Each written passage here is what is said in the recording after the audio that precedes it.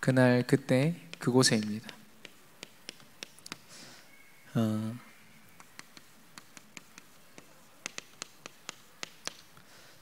우리 강단의 말씀을 통해서 우리가 하나님 자녀이기 때문에 하나님이 우리에게 허락하신 시간표에 대해서 우리에게 말씀을 주셨습니다. 하나님이 우리에게 착한 일을 시작하셨대요.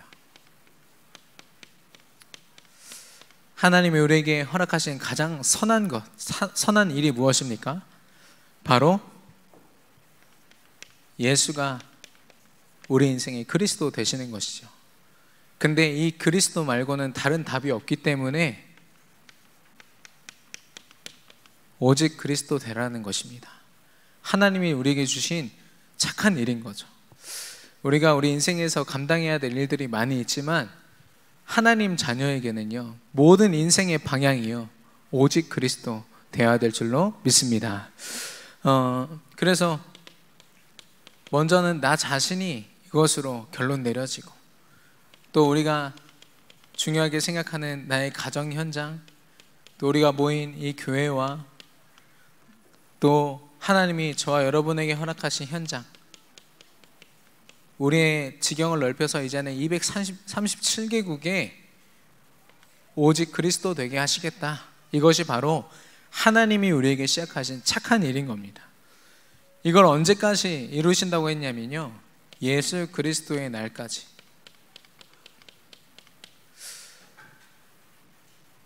분명히 하나님은 이 복음이 땅끝까지 증거되는 날, 끝이 오리라 말씀하셨거든요. 하나님이 생각하시는 그 끝날까지, 우리의 생각, 우리 기준으로 이쯤 되면 끝이겠지, 이게 아니라요, 우리는 달려갈 길을 달려가는 겁니다. 하나님이 끝이라 말씀하실 때까지. 우리가 속해 있는 주변의 모든 현장에 있는, 특별히 불신 현장을 바라보면서 애통한 마음으로 그들을 위하여 기도하고, 또 우리가 가진 모든 것으로 그들을 전도할 수 있도록, 그리스도를 증거할 수 있도록 우리의 삶을 드리는 거죠. 그게 바로 바울이 말했던 달려갈 길, 그걸 이야기하는 겁니다. 그래서 그 그리스도의 날까지 우리가 지금 과정 속에 있는데요, 그 과정에서 우리가 할 것은 무엇이냐? 바로 기다리는 것입니다. 근데 이 기다리라는 말이요, 영적인 상태를 먼저 이야기하면, 기다리는 영적 상태를 말하는 겁니다.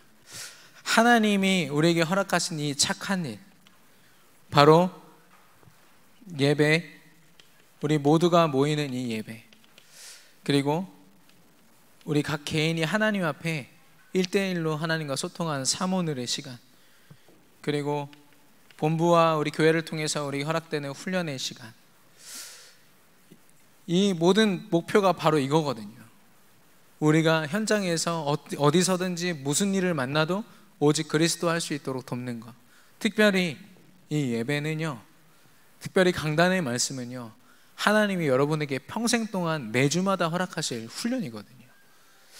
이걸 놓치면은 사실상 평생의 흐름을 놓치게 되는 겁니다.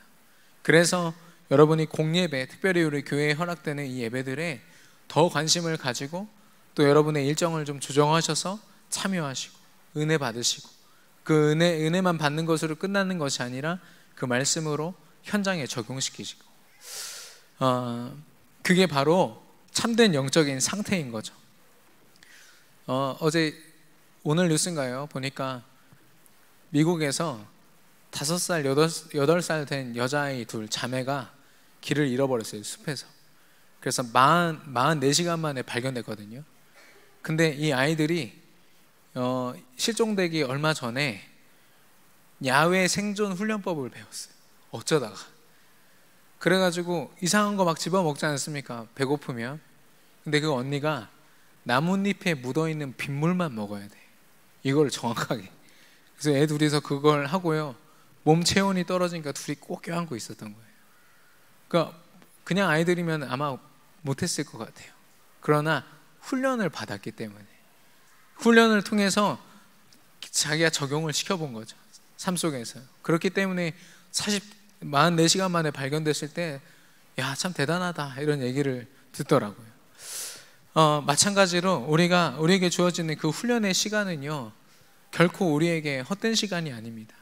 우리가 혹시 뭐야 이렇게 하고 지나갈지라도 우리 영혼은 그 말씀으로 단련되거든요.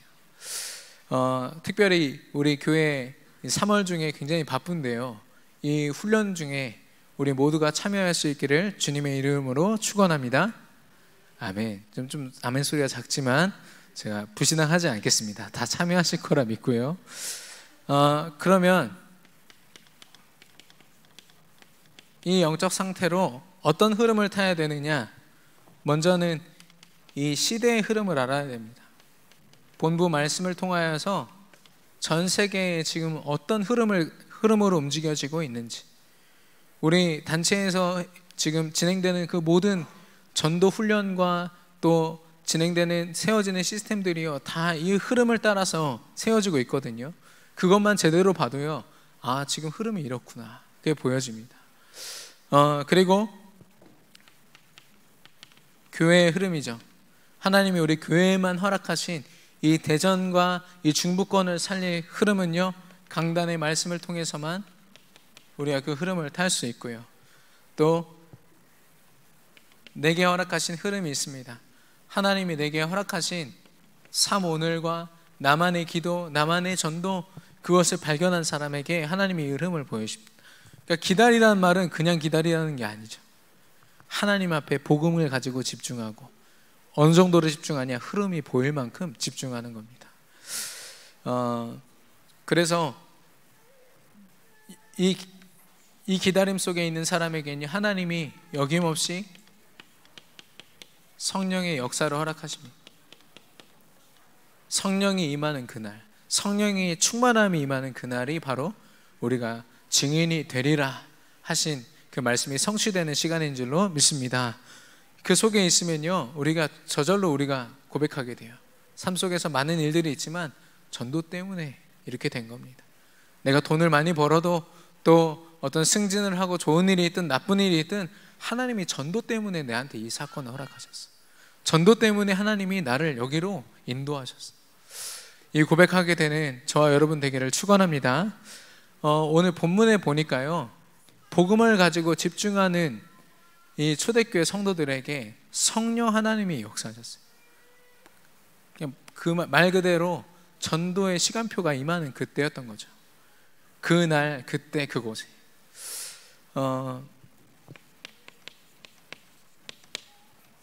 우리가 속해 있는 현장을 복음의 눈으로 봐야 되는데요, 먼저 저 세상 현장입니다. 왜 우리가 복음에 집중하여서 성령의 충만함을 받아야 되는가, 이거에 결론 내리지 않으면 사실 사모님을 할 이유가 없어요. 또 공예배에 악착같이 참여할 이유가 없습니다. 하나님이 우리에게 축복을 하나님이 주시는 축복을 받기 위해서 모이는 거라면 벌써 이유가 틀린 거죠. 근데 진짜 하나님이 초대교회를 쓰셨던 것처럼 우리 각 개인과 우리 교회를 쓰시는 그 이유를 발견하려면 이 세상 현장의 흐름을 알아야 됩니다. 먼저는요, 세상 현장에서 말하는 정체성을 보면 여기서 말하는 모든 게 바로 나 자신을 드러내고 있습니다. 창세기 3장과 6장과 11장에 내가 잘되고, 내가 드러나고, 내가 많은 것을 갖고, 내가 성공하는 것, 그거 말고는 관심이 없어요. 그게 곧 나의 정체성이고요. 이걸 상실했을 때 오는 것은 자기 자신을 자살이라는 극단적인 선택을 할 만큼 상실감이 큰 거죠. 이게 전부라고 생각을 하니까요. 그 속에서 행복한 하루가 아니라 불신자 6가지 상태가 지속되는 겁니다. 정신 문제와 육신 문제와 그것을 벗어나기 위하여 애를 쓰지만 결국에는 그 평생이 지옥 같은 삶, 결국에는 지옥에 가고 그 지옥의 대물림이 후손까지 계속되는 것. 말만 들어도 사실 끔찍한 그 일들이요, 우리 주변에 있는 불신 현장에서 고스란히 보여지고 있는 겁니다. 지난주에 그 핵심 끝나고 강사단 말씀이 있습니다. 산업선교랑 핵심 사이에 강사단 말씀이 있거든요. 그때 정말 그 성공자들, 그리고 연예인들, 스포츠 선수들, 그 사람들 영적 문제 보통 많은 게 아니다 선포하셨거든요. 우리가 볼 때는 야, 메달 많이 땄다, 저 사람 성공자다, 대단하다, 인기 많다, 우리가 보지만요, 그 사람들 마약 없으면 안 되고, 또 다른 술에 취해 있지 않으면 안 되고, 어떤 다른 세상적인 쾌락에 빠져 있지 않으면 안 될 만큼 불행한 사람들이에요.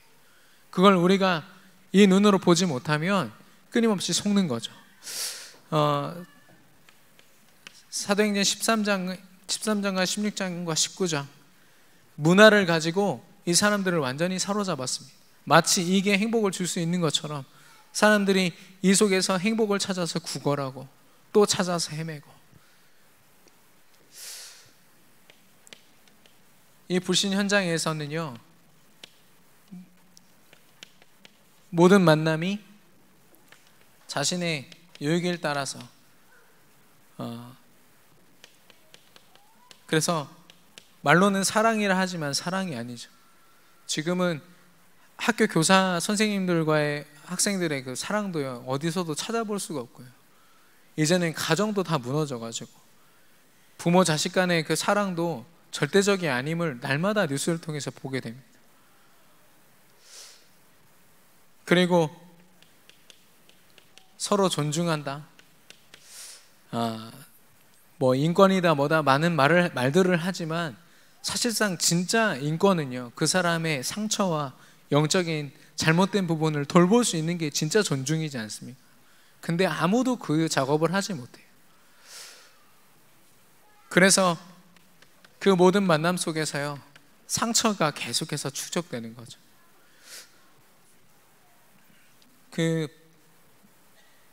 그리고 주어지는 사건, 문제, 우리는 이 속에서 하나님의 뜻과 계획을 발견할 수 있지만요, 불신 현장에서는 이게 곧 재앙입니다. 그리고 저주고요. 그리고 흔히 하는 말이지만 정말 지옥 같은 삶을 사는 거죠.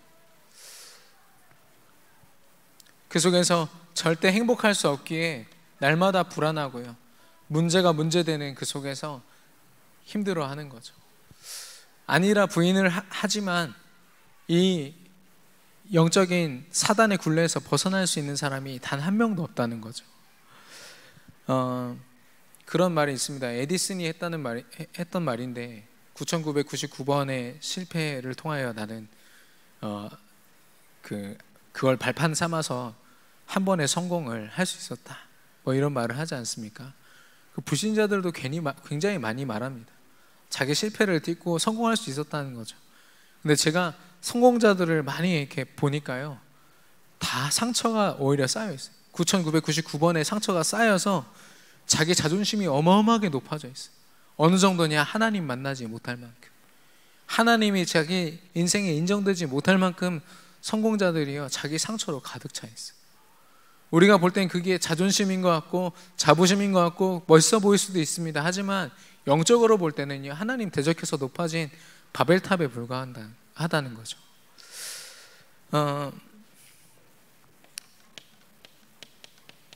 그러면 그들이 지금 몸담고 있는 업은 어떨까요? 전문성, 또 그들이 가진 경제와 그 모든 것, 가진 것,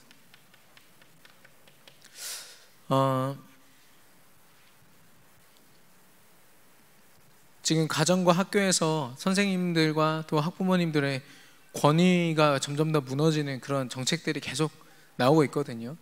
그런 영적인 흐름을 우리가 잘 봐야 됩니다. 그래서 결국에 무너지는 게 왜 무너지냐, 정말 우리 렘넌트들, 아이들을 위해서 학부모님들과 교사 선생님들이 할 수 있는 일들을 막는 거예요. 지금 권위에 신경 쓸 시간이 없어요. 아이들이 지금 어떤 영적 상태에 있는지를 봐야 되는데, 요즘에 유행하는 게 뭔지 아십니까? 패션 자해예요. 패션 자해. 몸에다가 칼자국을 내는 거를 패션처럼 여기는 시대예요. 그래서 자주 하면 할수록 그거를 인터넷에다 방송으로 올려요. 나 이렇게 자해했다고. 그게 우리 청소년들이 지금, 그리고 끊임없이 자살에 대한 그런 메시지들 넣어가지고요, 아무렇지도 않게 이제는 자살을요 깊이 소통합니다. 내가 이렇게 자살할 건데 혹시 같이 자살할 사람? 인터넷에서 SNS로 모아가지고 모텔에 들어가서 맛있는 거 먹고 같이 자살하는 거. 마치 죽음이 아무것도 아니냐.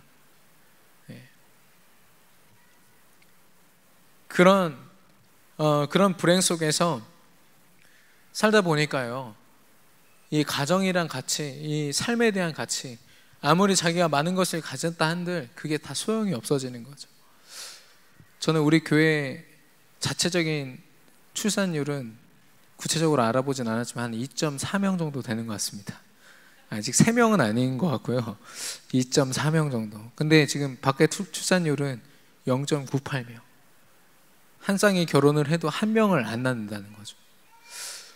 그게 얼마나 지금 심각한 흐름인지. 가정을 꾸리는 게 마치 저주인 것처럼 돼 있어요. 예. 한 남자를 만나서, 한 여자를 만나서 가정을 꾸리고 후대를 낳고 그 후대로 번성케 하는 것, 그게 우리에게 주신 최고의 축복 중에 하나인데 그걸 놓치게 만드는 겁니다. 그러다 보니까요, 끊임없이 사람들은요 하나에 집중하거나 하나로 여유 갖지 못하고 분열됩니다. 그래서 사단이 주는 그 문화로 말미암아 집착하고 중독되고, 결국에는 이 모든 게 자살이라는 거, 이게 참 굉장히 자극적인 단어인데 하도 많이 들으니까요 좀 무뎌지는 거 있죠. 근데 우리 전도자들은 그러시면 안 됩니다. 이건 사단에게 완전히 생을 다 빼앗기는 사건이거든요.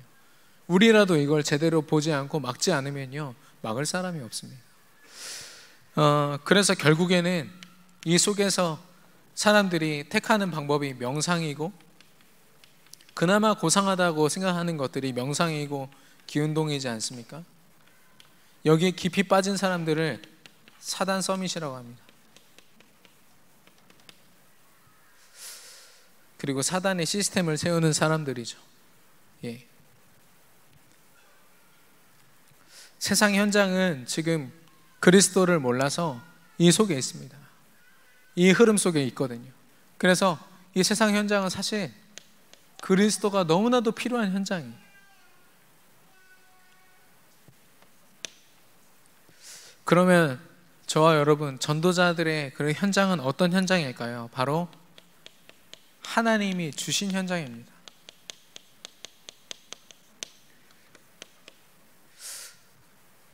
그 속에 있는 저와 여러분의 정체성은 어떤 모습입니까? 바로 예수 그리스도를 영접한 하나님 자녀, 그냥 막 떠드는 하나님 자녀가 아니라 신분과 권세를 깊이 누릴 수 있는 그런 하나님의 자녀이고요. 또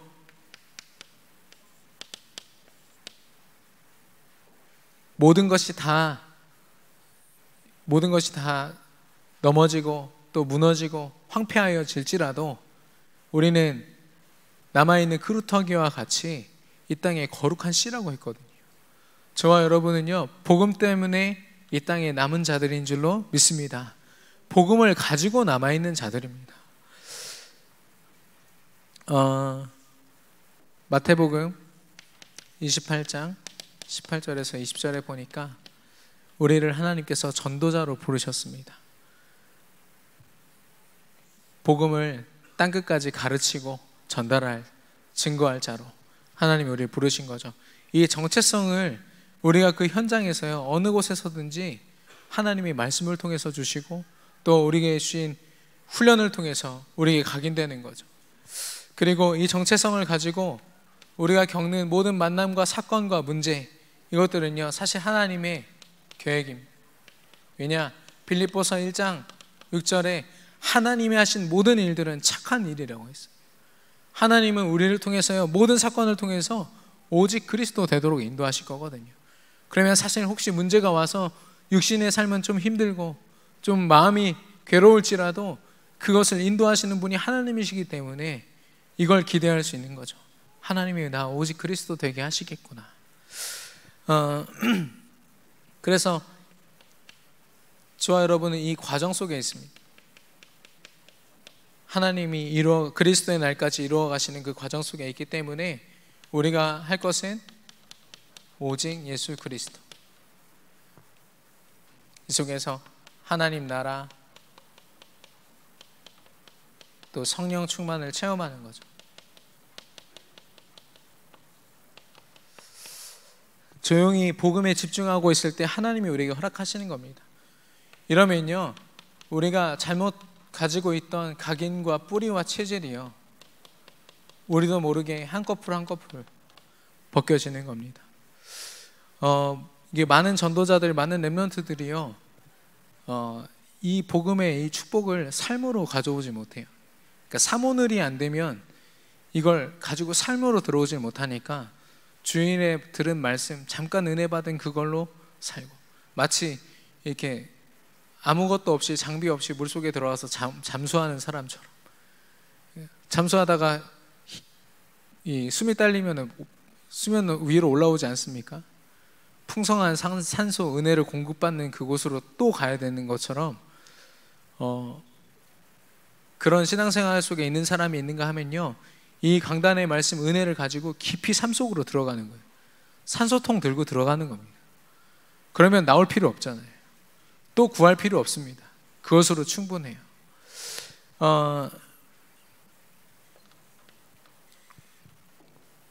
그래서 하나님이 우리에게 주신 그 업과 전문성과 또 우리가 가진 그 모든 것들은요, 하나님의 일을 위한 도구가 되고요, 또 하나님 앞에 드려지는 헌신이 됩니다. 우리가 가진 것이 아니라 이제는 하나님이 주신 것이 되는 거죠. 하나님이 나에게 주셨기에 마음껏 드릴 수 있고 마음껏 헌신할 수 있는 겁니다. 그래서 이제는 하나님을 위한 삶이죠. 여기서는 나를 드러내고 끊임없이 나의 행복을 위하여 행복을 구걸하는 삶이라면, 행복을 보장받은 하나님의 일을 위하여 사는 삶, 그런 저와 여러분은요, 더 이상 분열되거나 집착, 중독, 이런 끔찍한 것들을 생각하고 그것 때문에 힘들어할 이유가 없는 사람들입니다. 우리는 단지 복음에 집중하고 성령으로 충만하고 그 속에서 날마다 감사와 평안을 누리는 것, 문제 해결로 행복하고 평안한 것이 아니라 하나님이 나와 함께 하시기 때문에, 예수가 그리스도 되시기 때문에 행복한 거죠. 그래서 이 시간에 우리가 올인하는 겁니다. 나의 모든 삶을 들여서 집중하는 거죠. 성령 충만을 구하고 감사와 평안을 누리는 겁니다. 이런 사람들을 바로 영적 서밋이라고 해요. 뭐 많이 가졌든 못 가졌든 상관없습니다. 오늘 오순절 마가 다락방에 모인 이 사람들은요, 갈릴리 사람들이에요. 말 그대로 어부 출신이고요, 시골 마을 사람들이에요. 근데 오늘 하나님이신 능력을 힘입으니까요, 성령이 임하니까 각 나라 언어로, 여러 언어로 말하기 시작했다고 했어요. 그걸 보던 그 불신자들, 특별히 지식인들, 종교 지도자들이 보고요, 야, 저 사람들 갈릴리 사람들 아니야? 지금 이야기하고 있습니다. 완전 시골 사람들이고 가진 게 없는 사람들인데 어떻게 저렇게 하지? 하나님이 왜 그 언어를 하게 하셨습니까? 그리스도 증거하라고. 하나님이 우리에게 주신 그 사명이 있기 때문에 그 일을 행하신 겁니다. 가진 건 비록 별로 없지만 그것을 들어서, 그 삶을 들어서 하나님이 하나님의 일을 감당케 하시는 거죠. 그들이 바로 영적 서밋이었습니다. 혹시 끊임없이 옆에 주변 사람들과 비교하면서, 이 교회 안에서도요, 어쩔 수 없이 계속 비교하게 되더라고요. 누가 전도를 많이 하면 전도 많이 한다 비교하고, 누가 또 중요한 축복을 받았다 그러면 그걸로 또 비교하게 되고, 아마도 제가 그런 부분에 걸려들어 있다 보니까 더 이렇게 말하게 되는 것 같습니다. 근데요, 문제될 게 없더라고요. 나를 향한, 나와 1대1로 내게 역사하시는 그 하나님의 그 축복과 은혜는 완전한 줄 믿습니다. 그렇기 때문에 비교할 필요 없습니다. 내가 하나님 앞에 영적인 서밋으로 서면 되는 거죠. 그래서요, 우리는 하나님이 이렇게 중요한 축복으로 허락하신, 우리에게 주신 현장에서요, 기다리는 겁니다. 어떻게 기다리느냐? 집중하며 기다리는 거죠.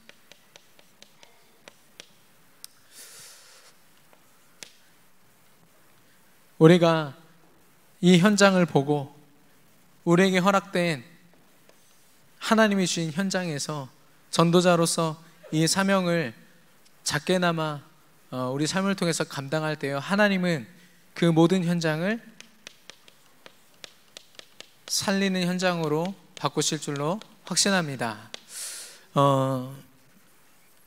어떤 현장이냐면요, 마태복음 16장 16절에 베드로가 고백합니다. 가이사랴 빌립보 지방 우상이 가득했던 곳이에요. 거기서 하는 인사는요, 가이사는 신입니다, 이게 인사였어요. 가이사 황제가 바로 신이라는 거죠. 그게 그냥 인사였던 그런 도시에서요, 베드로가 선포합니다. 주는 그리스도시요 살아계신 하나님의 아들이십니다. 그 어마어마한 선포를 하는 시간. 그리고 우리 표어죠, 사도행전 5장 42절에 예수가 그리스도 되심을 날마다 가는 곳마다 선포했다고 했습니다. 그리고 사도행전 18장 5절, 그리고 사도행전 18장 28절 보면 예수가 그리스도라고 분명히 선포하고 있습니다. 예수가 하신 십자가에서 이루신 그리스도의 일을 현장에 선포했다는 말이죠. 하나님은 우리가 이 정체성을 가지고 결국에는 현장에 예수만이 네 인생 답이야, 예수만이 이 문제를 해결할 유일한 분이야 라고 우리의 입을 통해서 선포하실 것이고 증거케 하실 줄로 믿습니다. 그것이 바로 우리가 살리는 현장이 되는 거죠.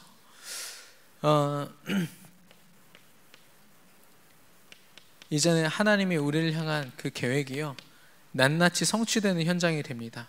바로 무엇이냐? 요한복음 19장 30절에 다 이루었다는 거예요.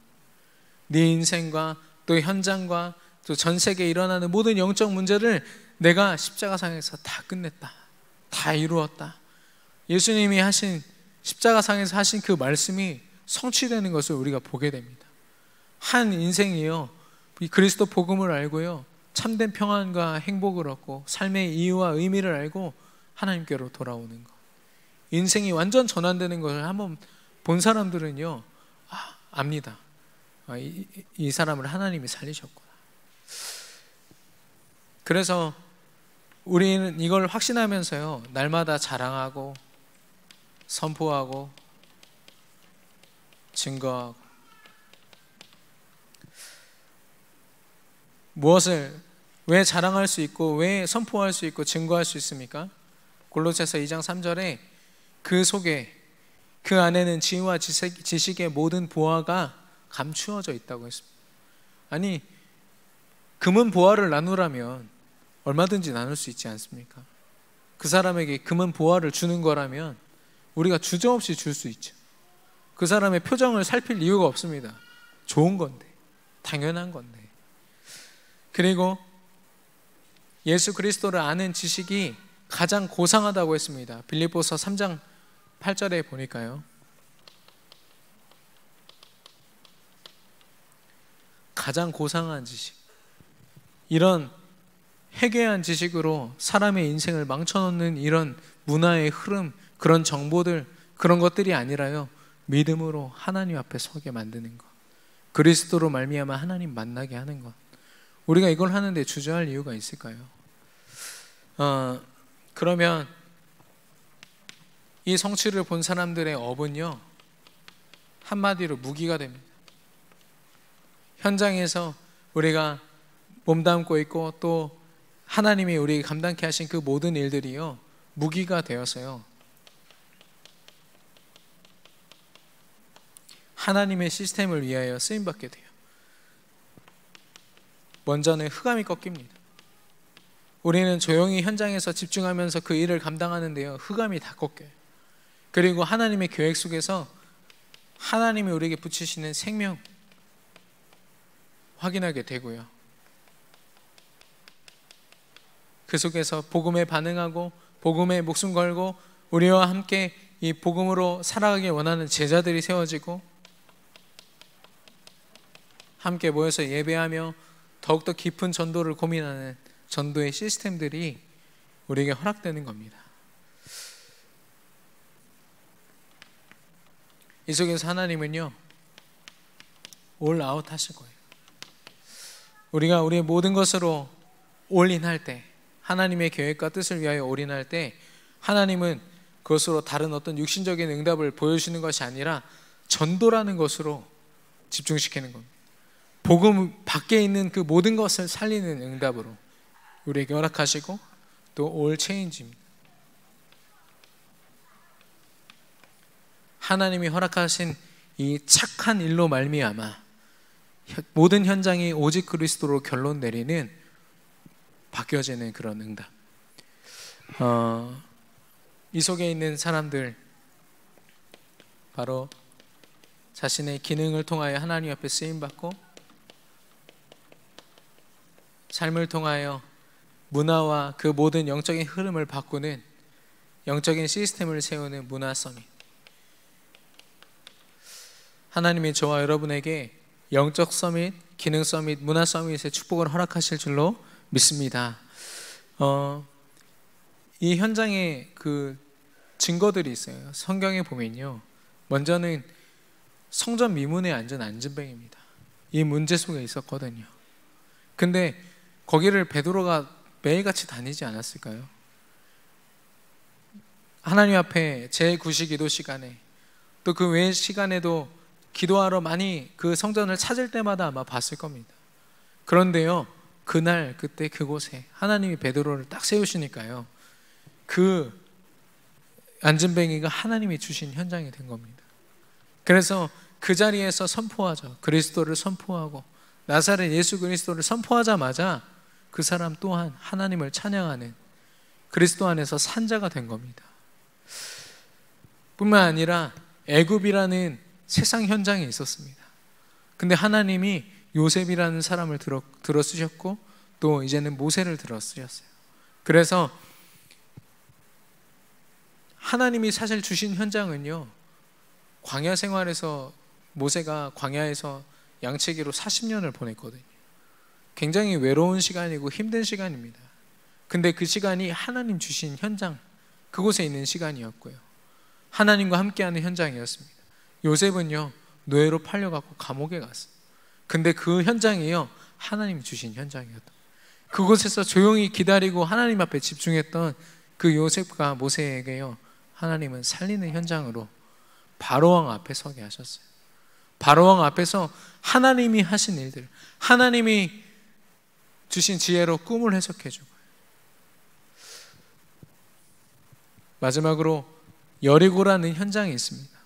여리고라는 현장에 하나님이 여호수아 갈렙을 들어서 그 절대로 육신적으로 그 힘으로는 정복할 수 없어 보이는, 정복하기 힘들어 보이는 그 여리고, 그 가나안 땅을요, 하나님이 주신 현장으로 품게 하셨습니다. 하나님이 우리와 함께 하신다면 저 땅은, 젖과 꿀이 흐르는 땅은 우리 땅이다, 저들은 우리의 밥이다, 이렇게 고백했거든요. 이 믿음을 가지고 하나님의 뜻을 기다릴 때 하나님이 여리고를 무너뜨리시고 이스라엘을 회복시키시고 가나안 땅을 통해서 이스라엘이란 나라가 세워질 수 있도록 하나님께서 인도하신 거죠. 저와 여러분에게 동일한 역사를 하나님께서 허락하실 줄로 믿습니다. 우리가 속해 있는 현장은요, 이렇게 저주 속에 있는 현장이에요. 그 현장을 우리가 하나님이 주신 현장으로 보지 못하면 그 속에서 불신자 비슷한 모습으로 계속 살게 되거든요. 물론 우리 교회 성도님들은 이미 이곳에서 전도자로서 도전하는 분들이 훨씬 더 많이 있습니다. 근데 이제는요, 그 현장에서 우리가 제대로 기다리고 제대로 집중함으로 하나님이 살리시는 거, 나를 통해서 현장 살리시는 거 우리가 분명히 체험해야 될 줄로 믿습니다. 결론입니다.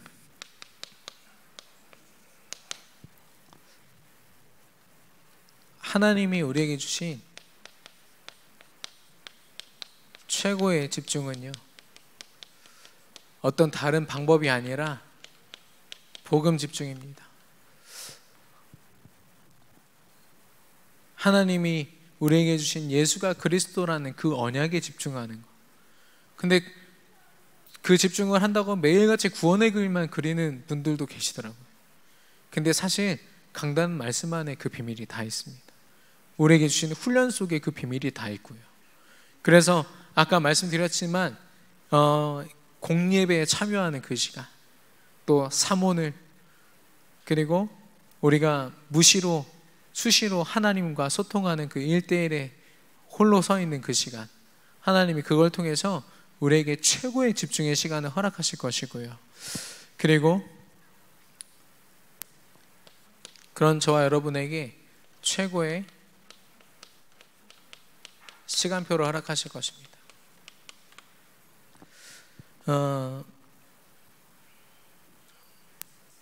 최고의 시간표는 저와 여러분의 삶을 통하여 전도하고 선교하는 것. 이제 전도에 대한 패러다임이 좀 깨지지 않으셨습니까? 무조건 나가서 복음을 전하는 것, 복음이 증거되는 것 참 너무나도 귀한 일이지만 이제는 우리의 삶의 모든 순간, 모든 것들이요 다 이제 전도로 연결되는 거예요. 그래서 이제는 복음을 듣고 싶어하는 불신자들이 찾아올 수밖에 없는 시스템들을 저와 여러분에게 허락하실 줄로 믿습니다. 그래서 최고의 집중, 복음에 집중하는 것, 그리고 최고의 시간표, 전도의 24시 우리의 모든 삶을 드리는 것.